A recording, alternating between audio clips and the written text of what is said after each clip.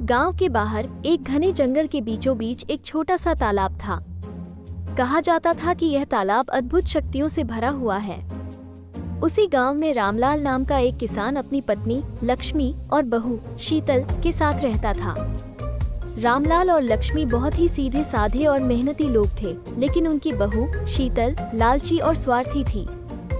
रामलाल के पास थोड़ी सी जमीन थी जिससे वह अपनी आजीविका चलाते थे। एक दिन लक्ष्मी ने शीतल को बताया, शीतल, उस तालाब के पानी में अद्भुत शक्तियाँ हैं। जो भी सच्चे मन से वहाँ कुछ मांगता है उसकी इच्छा पूरी हो जाती है। शीतल ने ये सुना और उसके मन में लालच भर गया। उसने सोचा, अगर मुझे उस तालाब की शक्ति मिल जाए तो मैं अमीर बन सकती हूँ। उसने अगले दिन तालाब पर जाने का निर्णय लिया। अगली सुबह शीतल जल्दी उठी और तालाब की ओर चल दी। वहां पहुंचकर उसने तालाब के किनारे बैठकर कहा, हे तालाब, मुझे बहुत सारा सोना चाहिए। अचानक तालाब में हलचल हुई और उसके सामने सोने के सिक्कों का ढेर आ गया। शीतल ने खुशी खुशी सोना उठाया और घर लौट आई। शीतल के मन में अब और भी बड़ी बड़ी इच्छाएं जाग उठी। अगले दिन वो फिर से तालाब पर गई और कहा, हे तालाब, मुझे एक बड़ा महल चाहिए। तालाब फिर से चमका और उसके सामने एक सुंदर महल प्रकट हो गया। शीतल ने अब अपने नए महल में रहना शुरू कर दिया। कुछ समय बाद शीतल ने सोचा, अगर मुझे पूरी दुनिया की संपत्ति मिल जाए तो कितना अच्छा होगा।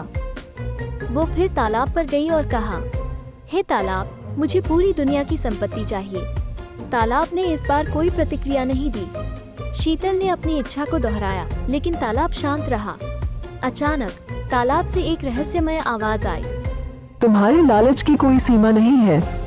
तुमने पहले ही अपनी आवश्यकताओं से अधिक मांग लिया है। अब समय आ गया है कि तुम्हें सिखाया जाए कि लालच का क्या परिणाम होता है। शीतल डर गई और भागने लगी, लेकिन उसके पांव वहीं जड़ हो गए। तालाब के पानी ने शीतल को खींच लिया और वो तालाब में डूब गई। जब उसने आंखें खोली तो उसने खुद को अपने पुराने घर में पाया। उसकी सारी संपत्ति, महल और सोना गायब हो चुके थे। रामलाल और लक्ष्मी ने शीतल को देखा और उसे समझाया, लालच हमेशा विनाश का कारण बनता है।